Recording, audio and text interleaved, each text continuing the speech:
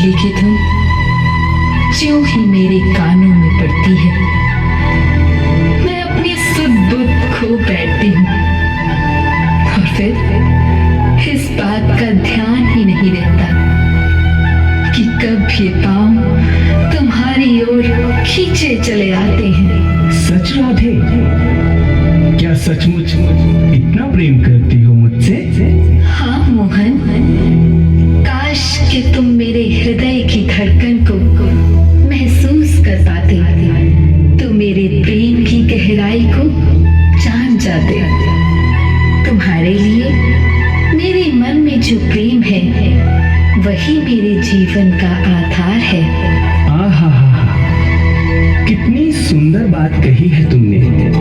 वास्तव में प्रेम केवल तुम्हारे ही नहीं बल्कि समस्त प्राणियों के जीवन का आधार है।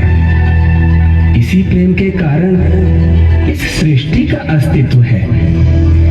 यदि सबके मन में तुम्हारी तरह प्रेम का संचार हो जाए तो इस सृष्टि से हिंसा व अधर्म स्वयं ही समाप्त हो जाएं। और इसी दिव्य प्रेम का संदेश देने के लिए मैंने इस मुरली को अस्त्र के रूप में धारण किया है। परंतु क्या माधव? तुम तो जानती हो राधिके कि मेरे इस अवतार के दो मुख्य लक्ष्य हैं। एक प्रेम का संदेश फैलाना तथा दूसरा इस पृथ्वी से दुष्टों का संहार करके धर्म की स्थापना करना। और अब वह समय आ गया है कि मुझे मुरली छोड़कर अपने हाथ में सुदर्शन चक्र धारण करना होगा। क्या कहा? मुरली छोड़ दोगे? यदि मुरली छोड़ दोगे तो मैं जीवित कैसे रह पाऊंगी? ये पेड़ पौधे, ये पुष्प लताएं सब मुरझा जाएंगी। तुम्हारी गैयों का क्या होगा माधव, जो मुरली की धुन सुने बिना दूध ही नहीं देती? यमुना जी में लहरें कैसे उठेंगी मोहन? नहीं नहीं नहीं, तुम मुरली नहीं छोड़ सकते। हे मुरली मनोहर, तुम मुरली नहीं छोड़ सकते। राधे, तुम तो मेरी आह्लादनी शक्ति हो प्रिय।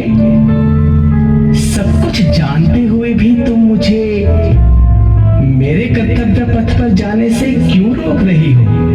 अच्छी बात है, मैं तुम्हें नहीं रोकूंगी, बल्कि इस कर्तव्य पथ पर परछाई की तरह तुम्हारे साथ रहूंगी। नहीं राधे, तुम मेरे साथ नहीं आओगी। तुम्हें यहीं वृंदावन में रहना होगा। परंतु क्यों? मैं तुम्हारे साथ क्यों नहीं आ सकती माधव? क्योंकि तुम मेरी शक्ति स्वरूपा हो राधे।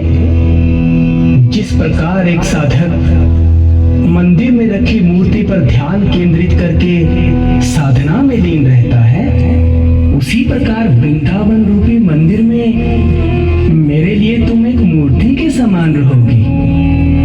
मैं कहीं भी रहूं, परंतु मन में तुम्हें धारण करके सदैव तुमसे तुम्हारे प्रेम की शक्ति पाता रहूंगा प्रिय, ताकि मैं पापियों का नाश कर सकूं। परंतु मोहन। नहीं राधे नहीं, तुम्हें मेरी सौगंध। मुझे विदा करते समय तुम इन आंखों में अश्रु नहीं आने दोगी। देखो, आज शरद पूर्णिमा की रात है। चांद अपनी संपूर्ण कलाओं सहित आकाश में खिला है। फूलों की भीनी भीनी सुगंध से सारा वातावरण महक रहा है।